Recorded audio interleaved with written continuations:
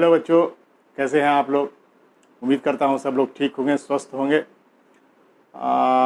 हम लोगों ने फंडामेंटल राइट्स की चर्चा शुरू की थी, जिसके तहत हम लोगों ने पहले समानता के अधिकार, राइट टू इक्वलिटी 14 से 18 तक की चर्चा कर ली थी। उम्मीद करता हूँ समझ में आया होगा आप लोग को। और उसके बाद हम लोगों ने कहा था कि मैं स्वतंत्रता के अधिकार की चर्चा इस क्लास में करूँगा।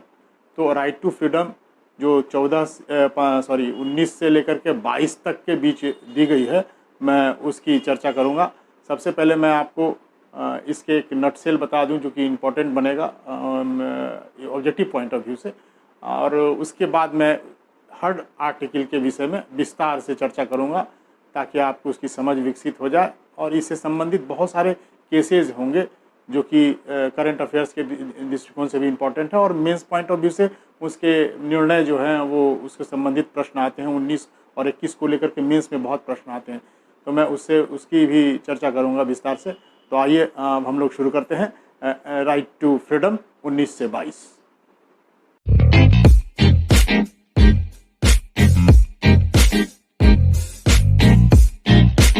राइट टू फ्रीडम के तहत जो अधिकार दिए गए हैं, स्वतंत्रता का अधिकार, वो मूल संविधान में 7 अधिकार थे, ठीक है, जिसमें वाक अभिव्यक्ति की स्वतंत्रता, शांतिपूर्ण निरायुध सम्मेलन करने की स्वतंत्रता, संघ एवं संगम बनाने की स्वतंत्रता, आबाद संचरण करने की स्वतंत्रता, निवास करने की स्वतंत्रता, संपत्ति अर्जित करने की स्वतंत्रता और व्यवसाय करने की स्वतंत्रता।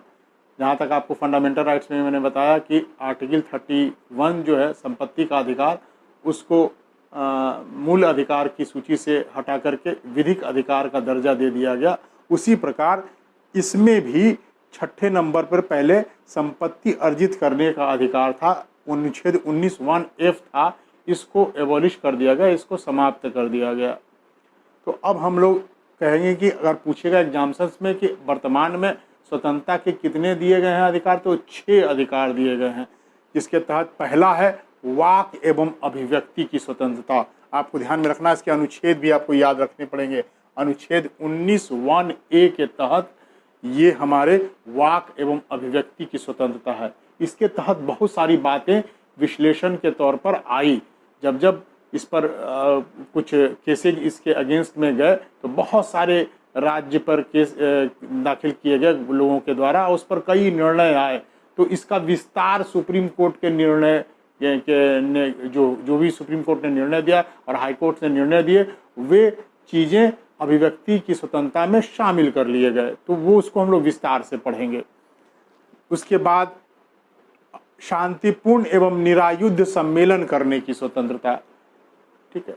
अब ये है कि शांतिपूर्ण एवं निरायुध सम्मेलन, आप सम्मेलन करने की स्वतंत्रता है।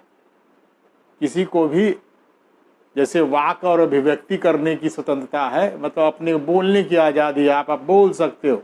हालांकि इसके ऊपर कुछ युक्तियुक्त निर्बंधन भी है जो मैं चर्चा करूंगा बाद में।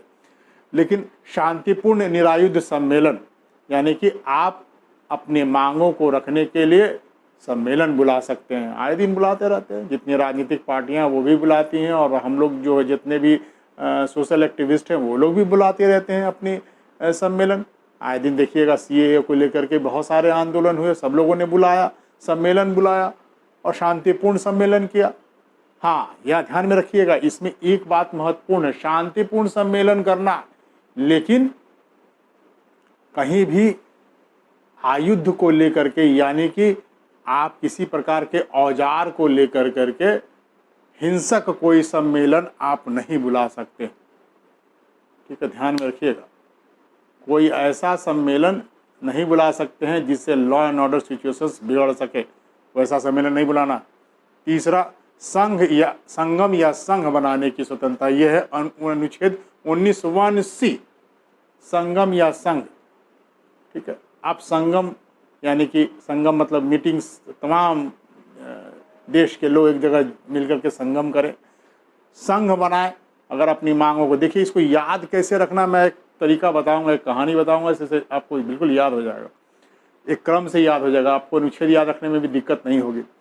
संगम या संघ बनाने की स्वतंत्रता, तो आप अपने अधिकारों के लिए, रक्षा के लिए आप एक संघ बना सकते हैं। बहुत सारे संघ शुरुआत से ही चले आ रहे हैं। आप जब जब देखेंगे, आप एंशियंट हिस्ट्री से देखेंगे, तब तब आपको दिखाई पड़ेगा शिल्पी संघ, कई तरह के संघ बने हैं। अपने अपने संघ बना करके लोग, आज तो जातिगत संघ खूब बनते हैं।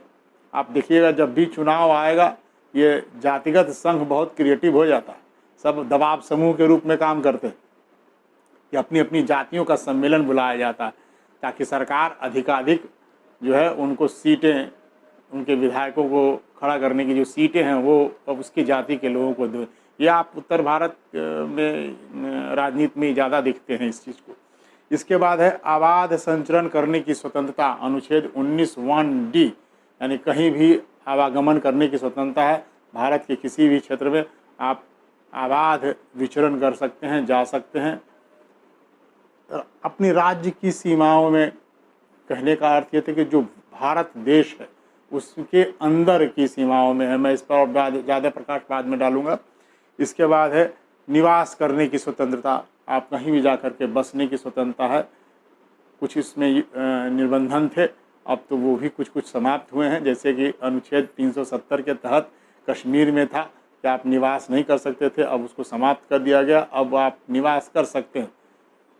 और छठा है व्यवसाय करने की स्वतंत्रता, 19(1)G, यानी किसी भी व्यवसाय को आप अपना सकते हैं। अब इसको क्रम से आप कैसे याद रखेंगे? जैसे कोई भी अपनी मांगे रखता है, कोई भी छात्र भी है, आप लोग हैं, तमाम लोग हैं, मांग रखते हैं, ठीक है। अगर किसी आयोग के विरुद्ध बच्चे खड़े होते हैं कि उन्होंने अनफेयर मीन्स हुआ है, तो वाक और अभिव्यक्ति की स्वतंत्रता है। आप आंदोलन करते हो, अपने को कहते हो कि ये सब गलतियाँ हुई हैं, और उसके आप रोड पे उतरते हो और तमाम अपनी अभिव्यक्तियाँ विभिन्न माध्यमों से आप देते हो, चाहे वो मीडिया के माध्यम से हो, चाहे वो समाचार पत्रों के माध्यम से हो, तमाम माध्यमों से आप अपने अभिव्यक्ति को प्रदर्शित करते हो। दूसरा है कि अगर वो अभिव्यक्ति के माध्यम से बातें नहीं मानी गई, तब आप क्या करोगे? शांतिपूर्ण सम्मेलन बुलाओगे, ठीक है।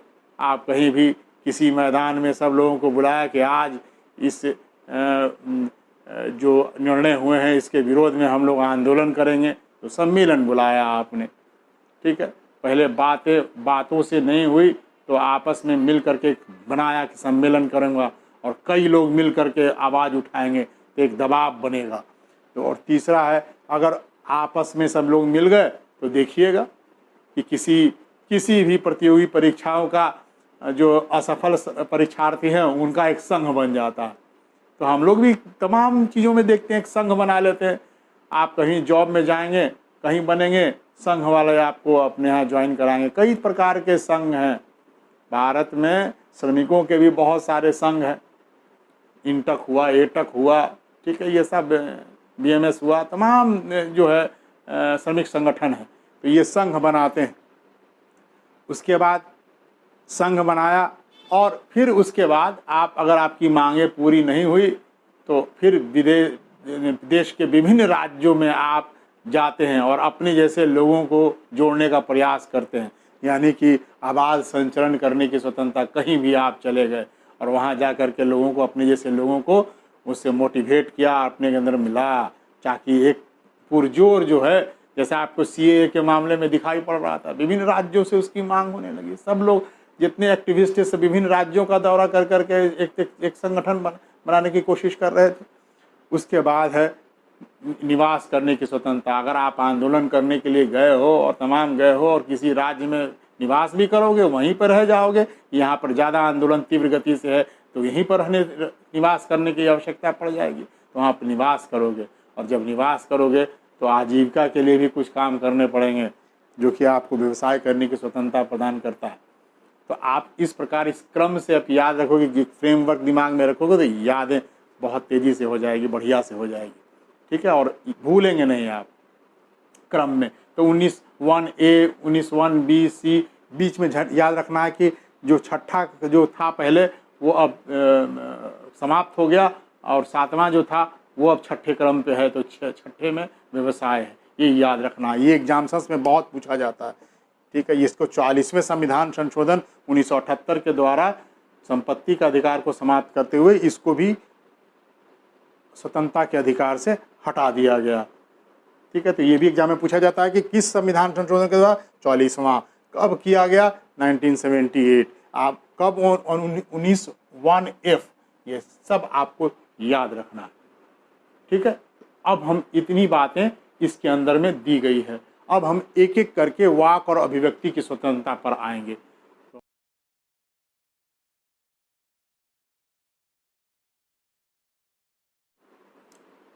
तो अब हम लोग देखते हैं अनुच्छेद 19(1)(a), यानी कि वाक एवं अभिव्यक्ति की स्वतंत्रता का अधिकार। जब संविधान सभा में प्रारूप समिति के जो चेयरमैन थे डॉक्टर अंबेडकर ने, जब इस पर चर्चा शुरू हुई तो उन्होंने कहा कि वाक एवं अभिव्यक्ति की स्वतंत्रता, प्रेस की जो स्वतंत्रता जो सबसे पहले मैंने लिखा, वो दोनों कोई अलग चीज़ें नहीं हैं। इसको, प्रेस की स्वतंत्रता को मैं अलग नहीं मानता हूँ, वो भी वाक और अभिव्यक्ति की स्वतंत्रता के अंतर्गत है। इसलिए प्रेस की स्वतंत्रता को उसके अंतर्गत सन्निहित समझा जाना चाहिए। हालांकि इसके बाद में लेकर के इसके संबंध में बहुत सारे वाद दाखिल हुए और उस पर सुप्रीम कोर्ट के भी बहुत सारे निर्णय आए। तो वाक एवं अभिव्यक्ति, आप बोलने का अधिकार है, सबको अपनी बातें अभिव्यक्त करने का अधिकार है। लेकिन आप देखेंगे इस सब पर भी युक्ति युक्त निर्बंधन यानी रीजनेबल रिस्ट्रिक्शंस लगाए गए हैं। क्या है रीजनेबल रिस्ट्रिक्शंस? तो किसी का मान हानि हो, देश की एकता अखंडता हो, ठीक है, किसी अगर राजद्रोह का मामला हो, तमाम ऐसे है कि आप अगर किसी भावना आपने व्यक्त की और उससे देश का लॉ एंड ऑर्डर सिचुएशंस बिगड़ जाए तो आपको बोलने से रोका जा सकता है। कई ऐसे धार्मिक नेता होते हैं, कट्टर नेता होते हैं हर एक धर्मों में, जो कि आग उगलते हैं, बोलते हैं तो दंगा भड़का सकते हैं। वैसी स्थिति में वैसे अभिव्यक्ति को राज्य रोकेगा। ये प्रावधान युक्त किए गए हैं कि ऐसा नहीं है कि देश की एकता अखंडता और लॉ एंड ऑर्डर सिचुएशंस को बिगाड़ने वाली जो बातें हैं उसको आप वाक और अभिव्यक्ति की स्वतंत्रता से आप उसको रोक नहीं पाए, यानी कि आप निश्चित रूप से उस पर निर्बंधन लगाए गए हैं। प्रेस की स्वतंत्रता का जहाँ तक सवाल है, इसको लेकर के कई आप देखेंगे कि रोमेश थापर बनाम मद्रास सरकार 1950 में ये केसेज आया, जिसमें प्रेस की जो स्वतंत्रता है उसको वाक एवं अभिव्यक्ति की स्वतंत्रता के अंतर्गत माना। कहा ये दोनों अभिन्न हैं, इसको आप अलग नहीं कर सकते हैं। हाईकोर्ट ने ये निर्णय दिया, मद्रास हाईकोर्ट ने, कि अभिव्यक्ति की स्वतंत्रता ही के अंतर्गत ही प्रेस की स्वतंत्रता है, जो कि पहले अंबेडकर साहब ने कहा था, उसी चीज़ को यहाँ पर निर्णय के दौरान आया। दूसरा एक केस आया जो 66A के संदर्भ में, ठीक है, आईटी की धारा 66A, ये बहुत महत्वपूर्ण है। पिछले दिनों आप करंट अफेयर्स में पढ़े होंगे कि आईटी की धारा 66A को सुप्रीम कोर्ट ने गैर संवैधानिक घोषित किया। ये क्या है? आईटी इंफॉर्मेशन जो टेक्नोलॉजी है और उसका आईटी एक्ट है, जिसके तहत अगर आप किसी इस प्रकार के दुर्भावनापूर्ण और पाए जाते हैं, इस प्रकार के कोई देश के और सरकार के विरुद्ध कोई बातें आपने कह दी तो उसको, और इलेक्ट्रॉनिक मीडिया पर कह दी, तो आपको 66A कानून के तहत गिरफ्तार कर लिया जाएगा और उस पर केसेस चलेंगे। तो उसके साथ सजा का प्रावधान था कि आपको जो है 5 लाख तक का जुर्माना लग सकता है और 3 साल तक की सज़ा हो सकती है, कठोर कारावास हो सकती है। तो वो थी। तो एक केसेज आया, एक छात्रा थी श्रेया सिंघल जी, वो विधि की छात्रा थी, उन्होंने इसके विरुद्ध दाखिल किया कोर्ट में, और वो तब सुप्रीम कोर्ट ने कहा कि 66A किसी व्यक्ति के वाक और अभिव्यक्ति की स्वतंत्रता पर कुठाराघात है, सब अपनी बातों को रख सकता है। सरकार के विरुद्ध भी रख सकता है, सरकार इसका दुरुपयोग न करे, इसलिए इस प्रावधान को हटा गैर संवैधानिक कहा गया। 66 को हटाने की, स्थगित करने की बात की गई कि इसको ये कहीं ना कहीं 19(1)(a) को कहीं ना कहीं खंडित करने वाला है। तो इस संबंध में अभी भी कुछ एक निर्णय आए। आप मद्रास में एक महिला ने केस किया था, दिल्ली में एक महिला ने केस किया, वो सरकारी जो सेवक थे। एक त्रिपुरा में भी मामला आया। ये 2-3 मामले हाल ही के निर्णय हैं, सब हाई कोर्ट ने अपने अपने दिए। वो सरकारी सेवक थी और उन्होंने सरकार के विरुद्ध किसी राजनीतिक कोई रैलियों में भाग लिया, कोई उन्होंने विरोध में बात की, तो इन सब को लेकर के उनको निलंबित कर दिया गया, उनकी सेवाएं समाप्त करने की संस्तुति कर दी गई। अगेंस्ट में जब वो लोग हाई कोर्ट में गए तो हाई कोर्ट ने निर्णय में अपने कहा कि सरकार के विरुद्ध बातें करना कर सकता है, कोई भी सरकारी सेवक कर सकता है, इंडिविजुअल वो व्यक्ति है, उसको भी वाक एवं अभिव्यक्ति की स्वतंत्रता है। वो कभी सर्विस के कोड ऑफ कंडक्ट के अंतर्गत ये चीज़ें नहीं आती है। वो भी एक व्यक्ति है, व्यक्ति के तौर पर वो किसी भी राजनीतिक रैलियों में भाग ले सकता है, उसको इसके अंतर्गत नहीं माना गया। तो वाक और अभिव्यक्ति को बहुत विस्तार दिया गया। इसके बाद देखेंगे आप, एक 124A है, 124A, ये आईपीसी की धारा 1860 के तहत सेडिशन था, राजद्रोह, इसको कहते हैं राजद्रोह का मामला।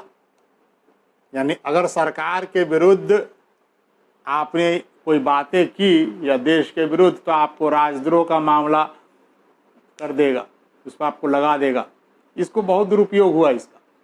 1860 में आईपीसी एक्ट 124A, पहले जो था इसमें आईपीसी में ये था नहीं, लेकिन 1870 में उन्होंने राष्ट्रवादियों पर कुठाराघात करने के लिए ये 124A जोड़ा गया अंग्रेजों के द्वारा, और उसके बाद हम लोगों ने अपने संविधान में भी इसको कंटिन्यू किया 124A को, कि इस प्रकार का राजद्रोह जो वाला जो बातें हैं, तो उसके संबंध में देखिए बहुत निर्णय आए राजद्रोह वाले में भी।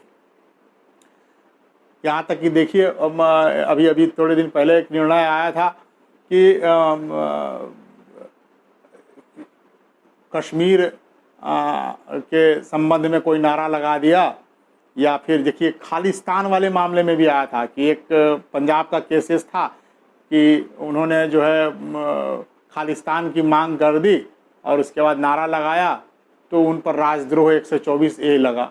उसी दौरान पंजाब हाई कोर्ट ने निर्णय दिया कि नारा लगा देने मात्र से राजद्रोह सिद्ध नहीं होता है। देखिए बहुत महत्वपूर्ण है ये कि नारा लगा देने से राजद्रोह सिद्ध नहीं होता। हाँ, अगर उनके नारा लगाने में हिंसा भड़काने की बात की गई हो, उकसाने की बात की गई हो, उससे लॉ एंड ऑर्डर सिचुएशंस बिगड़ सकता हो, ये सिद्ध हो आ रहा, इसके आरोप सिद्ध करने के लिए वो एविडेंस भी होना चाहिए, तभी आप पर ये 124A की धाराएं जो है उसको लगेगी। अन्यथा इसको नहीं मानेंगे आप, राजद्रोह इसको नहीं मानेंगे। इसलिए व्याख्या के दौरान बड़ी सी बातें लिखी गई और इस सब पर प्रश्न आते हैं एग्जाम में, तब इन सब चीज़ों का उदाहरण आपको देते हुए और अपने उत्तर लिखने होंगे। ठीक है, मैं बहुत समझा रहा हूँ, डायमेंशन दे रहा हूँ आपको कि कहाँ कहाँ आपको इन सब मुद्दे पर लिखना है। और उसके बाद देखें, फ़ोन टैपिंग के विरुद्ध अधिकार। फ़ोन टैप नहीं कर सकते हैं आप, किसी भी व्यक्ति के निजता का उल्लंघन होता है, निजता के तहत आती है बातें। आपके फ़ोन की टैपिंग नहीं आप कर सकते हो, सरकार नहीं कर सकती है। हाँ, युक्त निर्बंधन है कि यदि आप पे ऊपर संदेह है कि ये लॉ एंड ऑर्डर, ये कहीं ना कहीं विदेशी जो है इसके साथ खुफिया शेयर कर रहा हो, देश की एकता अखंडता को चोट पहुंचा रहा हो, तब आपकी फ़ोन टैपिंग के लिए आवेदन करता पुलिस अधिकारी जो आवेदन करेंगे कोर्ट से उनको अनुमति मिलेगी, तब आपकी फ़ोन टैपिंग हो सकती है। सरकार नहीं करवा सकती है आपकी फ़ोन टैपिंग। ये निजता का उल्लंघन है, इसलिए इसको 19 के तहत भी कहा गया और इसको रखा गया जीवन के अधिकार में भी, जीने के लिए कहीं ना कहीं आपके निजता का अधिकार का उल्लंघन माना गया। उसके बाद है सरकारी गतिविधियों को जानने का अधिकार। अब देखिए, सरकारी जितने भी आंकड़े हैं, जानकारियां हैं, तमाम इसको आपको मांगने का अधिकार है, आप मांगेंगे। सरकार को से आप जानने का अधिकार है आपको सरकार से, इसीलिए आरटीई एक्ट भी बनाया गया। क्या राइट टू इन्फॉर्मेशन है, आरटीआई आप दाखिल करते हैं तो वो एक्ट के तहत भी आप यही बातें हैं कि सरकारी गतिविधियों को आपको जानने का अधिकार है। इवन देखिए इसी के अंतर्गत वो भी आता है, मतदान के संबंध में के समय जब कोई भी कैंडिडेट खड़ा होता है तो उन पार्टियों के कैंडिडेट के तमाम प्रोफाइल को जानने का अधिकार है कि हम जिसको दे रहे हैं उसके प्रोफाइल जानें, इसलिए वो अनिवार्य कर दिया गया। वो आप सार्वजनिक करिए उसको उनके संबंध में। उसके बाद है प्रदर्शन और विरोध का अधिकार। ये हमारे यहाँ प्रदर्शन और विरोध का अधिकार है। सब प्रदर्शन, देखिए सीए के खिलाफ, एनआरसी के खिलाफ सड़कों पर लोग उतर गए। तमाम जितने बुद्धिजीवी हैं तमाम लोग, सब लोग जो है, शाहीन बाग का प्रदर्शन आप देख ही रहे हैं, कितना ज़बरदस्त प्रदर्शन था। तो इस प्रदर्शन और विरोध का अधिकार है, ध्यान में रखिएगा। हड़ताल का अधिकार नहीं है। वाक और अभिव्यक्ति में हड़ताल के अधिकार को नहीं माना गया। उसको गैर संवैधानिक, हड़ताल करने के अपने तरीके हैं कि कब आप हड़ताल करेंगे, 14 दिन पूर्व सूचना देंगे, तमाम चीज़ें हैं, ये सब चीज़ें अलग नॉर्म्स है। हड़ताल के अधिकार को प्रदर्शन और विरोध के अधिकार के अंतर्गत में नहीं रखा गया है, ध्यान में रखिएगा।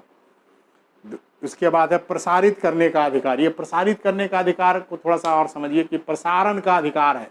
इसमें सरकार के ऊपर कहा गया कि कुछ जो सरकारें होती हैं वो इसका दुरुपयोग कर सकती हैं। वो चैनल्स और तमाम चीज़ों पर अपनी बातों को ज़्यादा करवाने के हेतु ये दबाव डालती रहती है, आरोप लगते रहते हैं सत्ता पक्ष पर कि वो प्रसारण में दुरुपयोग करती है। तो प्रसारित करने का अधिकार है किसी को भी, विपक्ष को भी है। अपनी नीतियों को, तमाम चीज़ों को वो प्रसारित करवा सकता है, अखबारों में दे सकता है, तमाम कर सकता है। लेकिन उसके बाद व्यवसायिक विज्ञापन की स्वतंत्रता है। व्यवसायिक विज्ञापन, अब आप अपने विज्ञापनों को व्यवसायिक रूप में दे सकते हैं। इसको आपकी अभिव्यक्ति का माध्यम माना गया है। कोई प्रोडक्ट आपका है, आप उसका भी विज्ञापन दे सकते हैं। कई बाबाएं देखते हैं, बाबा लोग जो हैं वो विज्ञापन देते रहते हैं, अपना विज्ञापन देते रहते हैं। तमाम जानते हैं, सारे ये लोग भी जानते हैं, लॉ एंड ऑर्डर सिचुएशन वाले अधिकारी भी जानते हैं कि ये जो बातें कह रहा है ये बिल्कुल गलत कह रहा है। ये हमारे यहाँ धार्मिक जो है वो चीज़ें हैं कि उसको भी अपनी बातों को रखने का अधिकार भी है, वो अपनी बातें प्रचारित करने का अधिकार भी है। और आप देखते हैं वो कई बाबा बोलते रहते हैं, देखेंगे आप कि कृपा आनी रुकी हुई है, आप जाओ समोसा खाओ कृपा आएगी। तो आप देखेंगे कि इस तरह का है क्योंकि जो अवैज्ञानिक बातें हैं आप उसके भी फॉलोअर्स हैं। तो वो कहता है कि हमको अभिव्यक्ति करने की स्वतंत्रता, हम अपनी बातों को रखते हैं, हमारे फॉलोअर्स हमको मानने वाले हैं। हाँ, अगर कोई उसके विरोध में जाता है और उसके विरोध में केस करता है तब उस पर कार्रवाइयाँ होती हैं। लेकिन सबको अपनी अभिव्यक्ति की स्वतंत्रता है, चाहे वो किसी रूप में हो। यहाँ तक कि चुप रहने का अधिकार, इसमें नहीं लिखा मैंने, इसके चुप रहने का अधिकार। ये चुप रहने का अधिकार भी वाक और अभिव्यक्ति की स्वतंत्रता। कोई चुप रह करके भी अपनी अभिव्यक्ति को प्रदर्शित कर सकता है, बहुत बोल कर भी कर सकता है, कोई चुप होकर के भी रह सकता है। ठीक है, तो अभिव्यक्ति की स्वतंत्रता है। कोई बोल करके करता है, कोई चुप रह करके करता है। शांति, शांति का अधिकार, ये भी वाक और अभिव्यक्ति के अंतर्गत ही आता है। हमको शांति पसंद है, हमको शांति चाहिए, और आप शोरगुल कर रहे हो आपकी बातों से। देखिए, ध्यान में रखिएगा, किसी भी हालत में 21 से इम्पोर्टेंट कोई भी चीज़ नहीं, जीने के अधिकार से ज़्यादा महत्वपूर्ण कुछ भी नहीं है। यदि आपके बोलने से आपके विचार को अभिव्यक्त करने से मेरा बीपी हाई हो जाए और मुझे हार्ट अटैक आ जाए तो मैं आपके विरुद्ध केस दाखिल कर सकता हूं। जीने का अधिकार में इसीलिए कहा गया कि 10 बजे रात्रि के बाद कोई भी, सुप्रीम कोर्ट का ऑर्डर, रात्रि के 10 बजे के बाद कोई भी लाउड स्पीकर नहीं बजेगा। ये इसीलिए है कि अच्छी निद्रा का जो अधिकार है वो जीने के अधिकार में शामिल है। मैं किस में चर्चा करूंगा इसकी, जीने के अधिकार में चाहिए। इसलिए वाक और अभिव्यक्ति में ये बातें हैं कि आपके बोलने से अगर लॉ एंड ऑर्डर सिचुएशन बिगड़े, किसी के बोलने से मान हानि हो जाए, उसके सम्मान पर चोट पहुंचे, आप देखेंगे तमाम नेता एक दूसरे के ऊपर में वाक और अभिव्यक्ति की स्वतंत्रता को ध्यान में रखते हुए देखते हैं कि कोई भी व्यक्ति जो है एक दूसरे के ऊपर व्यक्तिगत आक्षेप लगाने लगता है। पिछले दिनों देखिए तमाम मुख्यमंत्रियों के ऊपर में वाद दाखिल किए गए। सब ने चुनाव के दौरान एक दूसरे के ऊपर बहुत आरोप लगाए, सब ने अपने अपने मानहानि के विरुद्ध में दाखिल किया। मानहानि करना ये किसका उल्लंघन है कि आपके बोलने से, आपके अभिव्यक्ति की स्वतंत्रता, आपका दुरुपयोग आपने किया, आपके बोलने से मेरा मान हानि हुआ और मान हानि से मेरे स्वास्थ्य में ये गड़बड़ियाँ हो गई। क्या होता है इसमें? जीने का अधिकार है। क्या आपको सिद्ध हो गया कि आपने ऐसा बोला जिससे मेरा बीपी हाई हुआ, मेरा हार्ट अटैक हुआ, चिकित्सक के पास गया और आप बोले कि आपके इसके बोलने से ऐसा हुआ, अब क्षतिपूर्ति दावा कर दीजिए। ऐसा ही होता है, इतना क्षतिपूर्ति दावा कि आपके मान हानि, मेरा मान हानि हुआ, इतने करोड़ का क्षतिपूर्ति का दावा होता है। ये बहुत महत्वपूर्ण है। तो वाक और अभिव्यक्ति आप समझ गए होंगे कि बोलना की आज़ादी जरूर है, लेकिन उसके साथ युक्ति युक्त निर्बंधन भी, रीजनेबल रिस्ट्रिक्शंस भी दिए गए हैं। यही एग्जाम में पूछा जाता है कि युक्ति युक्त निर्बंधन, एक तरफ आपको आज़ादी दी गई पर उस पर कुछ रिस्ट्रिक्शंस भी लगाए गए हैं। ठीक है, अब हम आते हैं दूसरे पर।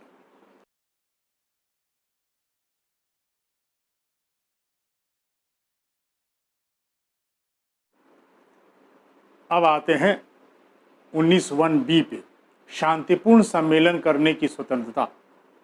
यानी आप कोई सम्मेलन, कोई सार्वजनिक भूमि है, उसका आपको इस्तेमाल करना है तो आप शांतिपूर्ण सम्मेलन जो बिना हथियार का होगा, शस्त्र रहित होगा, तब आप उस सम्मेलन को बुला सकते हैं। यानी अगर किसी प्रकार की सम्मेलन आने से शांति व्यवस्था बिगड़ जाए, यातायात अनियंत्रित हो जाए, इसके अंतर्गत ये भी आता है, तो वैसी स्थिति में आपको सम्मेलन करने से रोकी जा सकती है। लॉ एंड ऑर्डर सिचुएशंस बिगड़ सकता हो तो वैसा सम्मेलन नहीं हो सकता है। यानी व्यक्ति की सुरक्षा पर अगर कोई खतरा उत्पन्न हो, यानी जीने का अधिकार, जीवन का अधिकार, आर्टिकल 21 ज़्यादा इम्पोर्टेंट है, तो वैसा सम्मेलन करने से आपको रोका जा सकता है। या आपके स्वास्थ्य पर खतरा उत्पन्न हो जाए, जैसा पिछले दिनों देख लीजिए, याद कीजिए, कोविड-19 को दिमाग में रखते हुए दिल्ली में एक समुदाय विशेष को वो सम्मेलन उन्होंने बुला रखी थी, वहाँ से लोग संक्रमित बहुत हुए। ठीक है, एक सिख समुदाय के लोगों के संगठन भी था, उसमें भी देखेंगे आप। तो समुदाय विशेष के इस प्रकार के सम्मेलन बुलाने से अगर किसी प्रकार का आपके जान के ऊपर खतरा हो, ठीक है, स्वास्थ्य के ऊपर खतरा हो, तो वैसे सम्मेलन को होने से रोका जा सकता है। ठीक है, एक आप देखेंगे वहाँ मुंबई की सरकार ने रोक दिया था, सम्मेलन नहीं होने दिया था। ठीक है, दिल्ली में उसका आयोजन हुआ, स्प्रेडिंग हुई, उसके लेकर बहुत चर्चा में रहा। तो ऐसा सम्मेलन आप नहीं बुला सकते हैं। विगत कुछ वर्ष पहले मुजफ्फरनगर कांड हुआ था, वहाँ पर एक समुदाय के लोग इकट्ठा होकर के शस्त्र सहित इकट्ठा हुए थे और सम्मेलन किया था, जिसकी पुष्टि हुई तो वहाँ के तत्कालीन जो SDM थे उनको सस्पेंड किया गया कि कैसे शस्त्र सहित होकर के आपने सम्मेलन होने दिया। 19(1)(b) के तहत सम्मेलन करने का जरूर अधिकार है, लेकिन ये ध्यान में रखिएगा, हड़ताल करने का अधिकार नहीं है। शांतिपूर्ण सम्मेलन कर सकते हैं, हड़ताल नहीं कर सकते।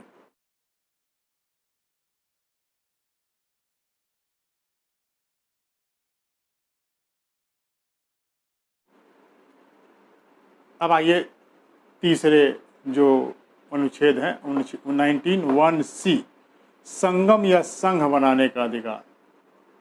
अब किसी भी व्यक्ति को अपना एक संगठन या अपना एक संघ बनाने का अधिकार है, अपनी एक सोसाइटी गठित करने का अधिकार है। जो कोऑपरेटिव सोसाइटी भी, जो सहकारी समितियां भी हैं, वो इसी के अंतर्गत में आती हैं।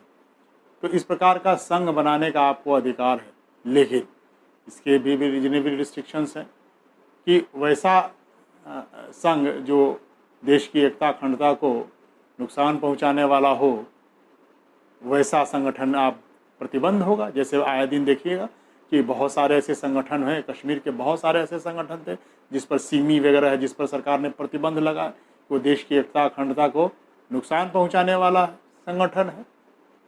तो वैसे संगठन जो देश की एकता अखंडता या सुरक्षा को नुकसान पहुंचाता हो या अनैतिक हो, ध्यान में रखिएगा, अनैतिक, नैतिकता के आधार पर भी कर सकते हैं, अनैतिक।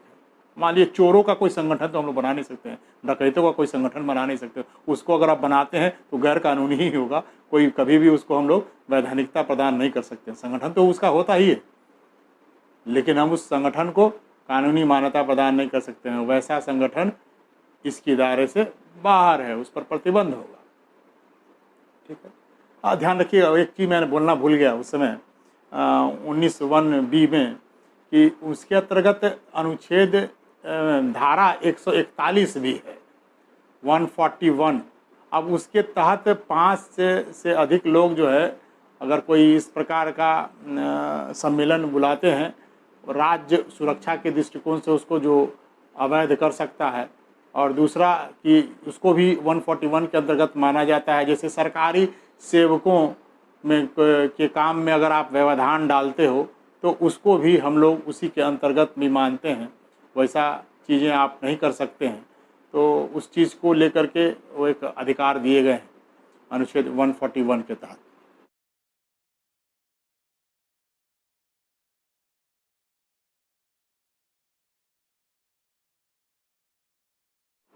अब हम लोग आते हैं चौथे अनुच्छेद 1D के ऊपर, जिसमें अबाध संचरण की स्वतंत्रता दी गई है।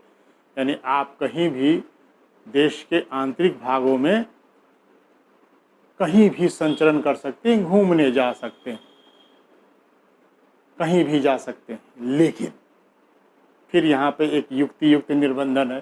ध्यान में रखिएगा, रीजनेबल रिस्ट्रिक्शंस जरूर हैं।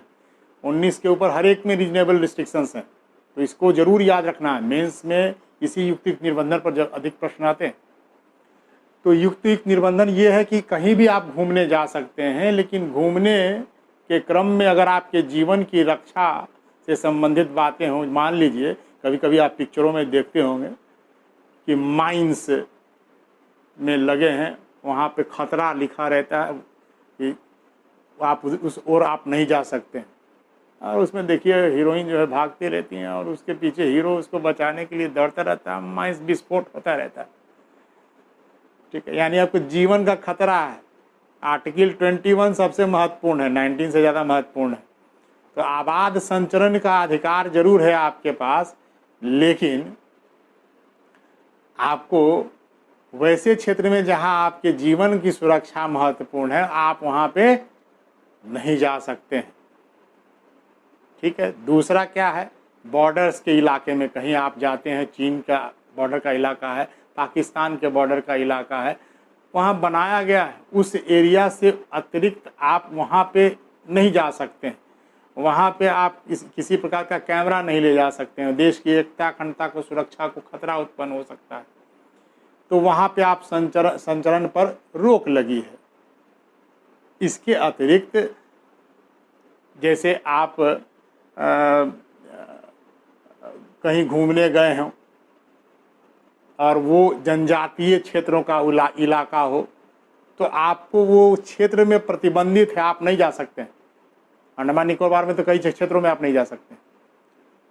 तो ऐसे जो जनजातीय वाले क्षेत्र हैं, उड़ीसा के कुछ क्षेत्र हैं, मध्य प्रदेश के, छत्तीसगढ़ का कुछ क्षेत्र है, ये जनजातियों वाला जो क्षेत्र है, क्योंकि उनकी क्यों ऐसा किया गया कि उनकी अपनी भाषा, संस्कृति, रीति रिवाज हैं, और हम लोग अगर उसके क्षेत्र में घुसेंगे तो हमारी उसकी संस्कृति खंडित होगी। ठीक है, उनका अपना रहन सहन का स्तर है, तमाम चीज़ें हैं जो उनके रीति रिवाज हैं जो कि हम लोगों के दृष्टिकोण से नहीं है, तो हम लोग उसको दूषित कर सकते हैं। इसीलिए उस पर प्रतिबंध लगाए गए कि आप उन क्षेत्रों में आप संचरण, आवाज संचरण नहीं हो सकता।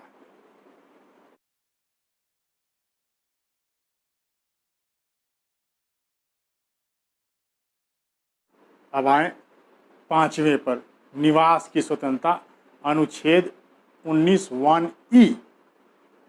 अब कहीं पर भी आपको निवास करने की स्वतंत्रता प्रदान की गई है। आप काम करने के लिए कई राज्यों में हम लोग श्रमिक जाते हैं, और वहीं अगर जाकर कोई या कोई भी व्यक्ति यहाँ से काम करने के लिए जाता, किसी अन्य राज्य में जाकर के बस जाता, वहीं पर रह जाता। तो हमारे यहाँ एक देश की संकल्पना की गई है, राज्य के आप निवासी जरूर होंगे लेकिन नागरिक देश के होंगे, निवास आप कहीं भी कर सकते हैं, उसमें कहीं कोई प्रतिबंध नहीं है। था प्रतिबंध, जम्मू कश्मीर में था प्रतिबंध, आर्टिकल 370 के तहत ये था कि आप वहाँ पे जाके रह सकते हैं, लेकिन आपको निवासी की जो सर्टिफिकेट्स हैं वो नहीं मिल पाती, वहाँ का निवासी ये था, ये प्रावधान था। जब इसको समाप्त किया गया और अब आप वहाँ के निवासी बन सकते हैं, और इसी के तहत बिहार के ही दरभंगा के रहने वाले मूल निवासी, और वहाँ पर जम्मू कश्मीर में वो कार्यरत हैं, IAS हैं, श्री नवीन चौधरी जी, उन्हें पहला गैर कश्मीरी जिसको वहाँ पे नागरिकता, वहाँ की जो निवासी हैं, निवास प्रमाण पत्र हैं, वो प्रदान की गई। ठीक है, तो ये पहले नहीं था, पहले व्यक्ति हैं, इसलिए ध्यान में रखिएगा नवीन चौधरी का नाम आ सकता है, प्रथम व्यक्ति हैं, और बिहार के एग्जाम्स में तो बहुत महत्वपूर्ण है, आ ही सकता है कि पहले व्यक्ति कौन है। तो उनको मिला पहला निवास प्रमाण पत्र, जो गैर कश्मीरी हैं उनको मिला।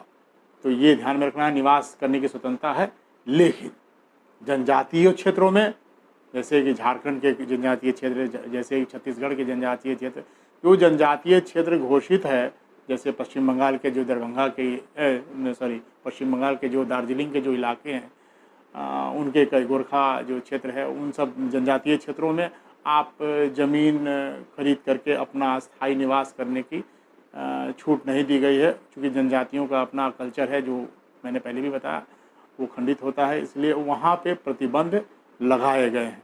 साथ ही कुछ वर्गों को भी लगाया गया है, जैसे कुछ जो वेश्यावृत्ति में संलग्न महिलाएं हैं, उनके भी तमाम रिहायशी इलाकों में संचरण और बसने की स्वतंत्रता नहीं दी गई है। तो कुछ प्रतिबंध ये भी हैं, इसलिए मैंने बता दिया कि वो भी आप जान लें, मेंस वगैरह में लिखने में सुविधा होगी। अब हम आते हैं छठे पे।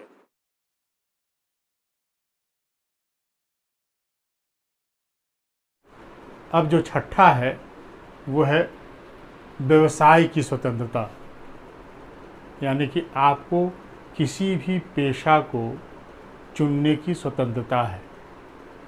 ये कोई जाति विशेष के लिए कोई आरक्षित पेशा नहीं है, कोई भी ये काम कर सकता है। ये संविधान ने हमें प्रदान की है कि आपको स्वतंत्रता है कि आप किसी भी पेशा को चुन सकते हैं, अपना सकते हैं। हाँ, उसमें कुछ युक्त प्रतिबंध लगाए गए हैं कि जैसे बच्चों को खतरनाक और औषधीय तमाम जो उद्योग हैं उनमें आप उसका नियोजन नहीं कर सकते हैं, उसको आप नहीं लगा सकते हैं। तो वो उन उद्योगों को खोलने के लिए आपको लाइसेंस की आवश्यकता पड़ती है। तो ये चीज़ें इसीलिए बनाई गई हैं क्योंकि खतरनाक जो उद्योग हैं उनमें लाइसेंस की व्यवस्था इसीलिए की गई कि उसमें कोई बच्चों का नियोजन इस प्रकार का लोग ना कर दें, तो उस पर प्रतिबंध इसीलिए लगाया गया।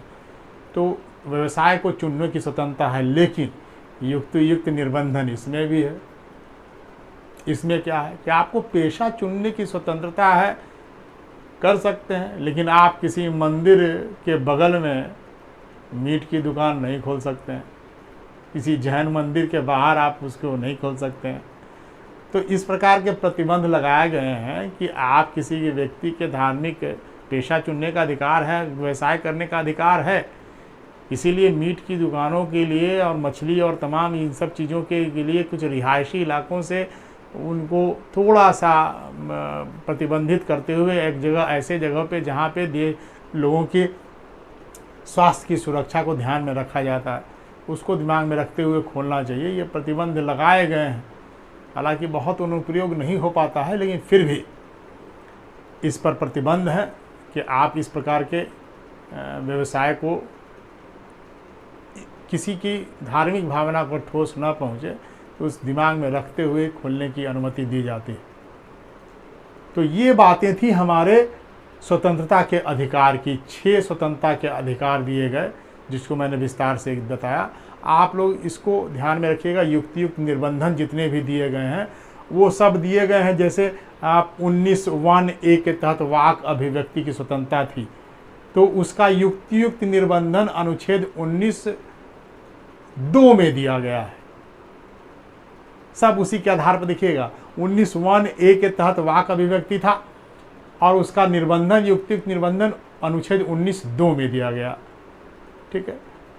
दूसरा वाला उसके अंदर 19(3) में दिया गया। उस क्रम से ही याद रखिएगा। 1 है तो उसका 2 है, 2 है तो उसका 3 है, सॉरी 19(1)(a) है, 19(1)(b) है तो उसका 19(3) है।